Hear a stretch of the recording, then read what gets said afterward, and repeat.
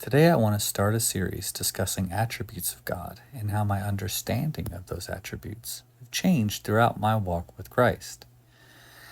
Today, I will be discussing God's faithfulness and what do we mean when we talk about God's faithfulness. So, when we talk about the faithfulness of God, I once had someone speak over my life declaring that God would show his faithfulness in my life. I don't know where you fall in a discussion of prophetic word, and this video is not going to dive into that subject. I originally took this prophecy as some kind of declaration of good circumstances which were coming my way. Now, as I look back on my life after years of personal failure and challenge with issues of addiction and doubt, I can say that the Lord has absolutely shown himself as faithful. But that faithfulness is not manifested in the success I have had. It has been through the incredible providence through my failures and doubts. Rather than see his faithfulness as a promise of blessings, I rely on his faithfulness to get through the day, and his faithfulness is never more evident than in his kindness towards my failures. My idea in the past of God showing his faithfulness was, I thought, going to be demonstrated by my faithfulness to him. I realized how I, in my early Christian walk, had taken the attributes of God and co-opted them to be attributes of myself. When I spoke of his power, I visualized it as a manifestation of me being powerful. When I spoke of his glory, I visualized it as a manifestation of glory in myself about him. The reality of the Christian walk is his glory is manifested through my weakness.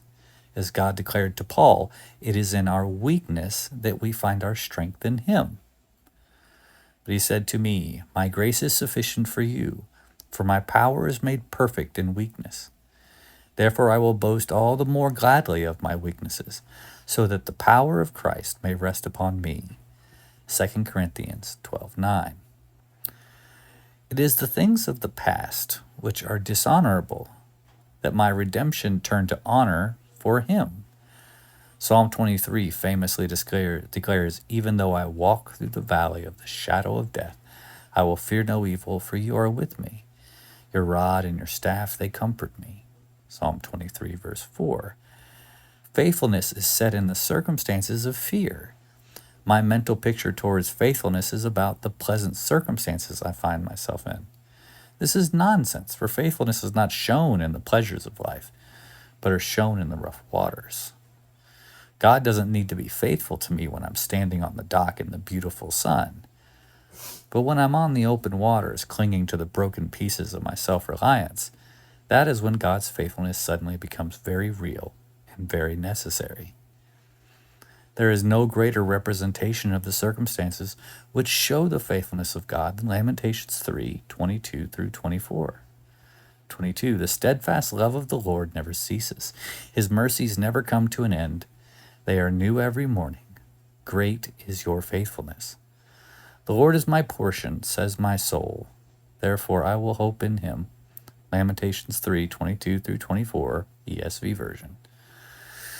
The declaration of God's faithfulness is made as the enemies of God break through the walls of Jerusalem and exact the judgment of God, a judgment which will officially end the independent nation of Israel for thousands of years and lead to the destruction of Solomon's temple.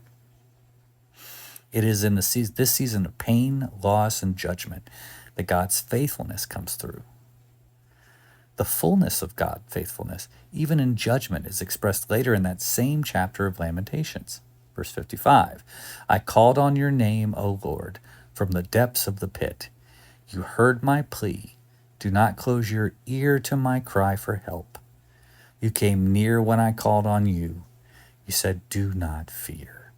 Lamentations 3:55 through 57. The older I get, the more I see his faithfulness shining through every part of my failures. The older I get, the higher and higher my mountain of failures grow. The older I get, the more any reliance on my faithfulness becomes foolishness.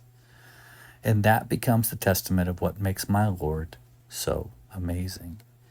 The very end of Lamentations is important for us to consider as we end this. The crown has fallen from our head. Woe to us, for we have sinned. For this our heart has become sick, for these things have grown dim. For Mount Zion which lies desolate, jackals prowl over it. But you, O Lord, reign forever. Your throne endures to all generations. Why do you forget us forever? Why do you forsake us for so many days? Restore us to yourself, O Lord, that we may be restored. Renew our days as of old. Unless you have utterly rejected us, and you remain exceedingly angry with us. Lamentations 5:16 through 22. The truth of the matter is that the end of Lamentations is one of the darkest moments in Israel's history. A time of despair and sadness, a time of judgment and wrath being poured out upon them. Everything is broken, everything is in ruins. Yet notice, but you, O Lord, reign forever. Your throne endures to all generations. Lamentations 5:19. And we know what the author did not know, that the exiles were going to eventually be brought back. The temple would be rebuilt. Furthermore, that Christ would come to redeem his people from their sin. God's faithfulness is what binds us together. It is why we have hope, because our God never fails. So when you consider the faithfulness of God, it is a manifestation of his great love for us and the source of our strength to overcome the trappings of this world.